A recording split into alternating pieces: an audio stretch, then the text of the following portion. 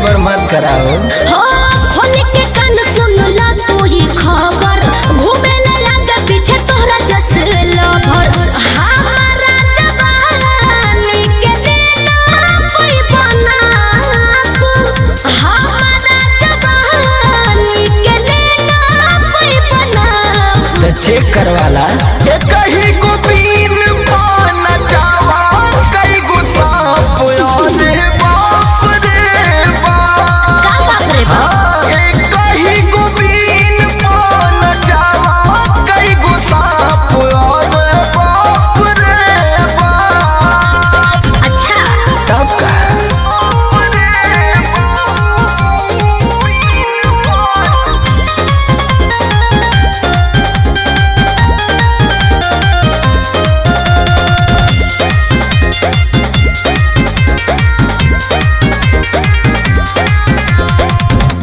बानी फरेस पीस मार्केट में आई। ओहो हमारा के पावे है खातिर सभे पागल आई।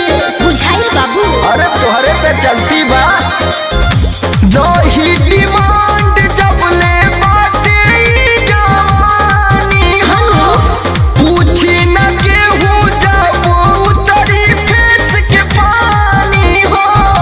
हो तो साइड में ना तो दे हो चाप। हानु हो तो साइड में ना तो दे हो चाप। अरे रोलर हऊ का हो। कहीं को बीन पाना चावा, कई को सांप रे बाप रे बाप। अरे काहे चिहाता?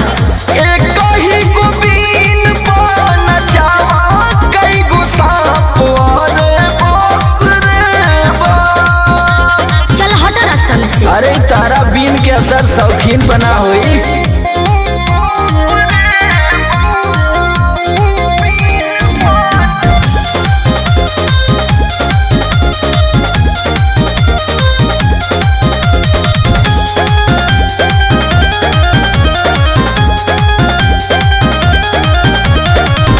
यादव राज हमरे बाबोल बाला।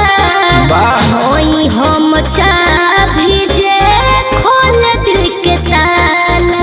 अरे हम करइत नहीं ऐसे जे सुघर देहिया देखाई बुहा। अच्छा सब कर मान जान तू सन कोई। अरे जा जा। जिला में बहनी समरसावा का सेटा। ई तो बात सही है। जिला में बहनी समरसावा का सेटा। दावा जोड़ा खाने वाला कहीं को बीन पान चावा, कई को सांप रे बाप रे बाप। अरे काहे डेरा कर? कहीं को बीन पान चावा, कई को सांप रे बाप रे बाप। बक डेरा मत है कि पिटारम ना बंद करो। हम तो बंदे होके चाहते। अगर हमारी वीडियो आपको पसंद आती है तो लाइक करें, शेयर करें और सब्सक्राइब करें, बेल आइकन दबाएं और उसके बाद जौन मन करता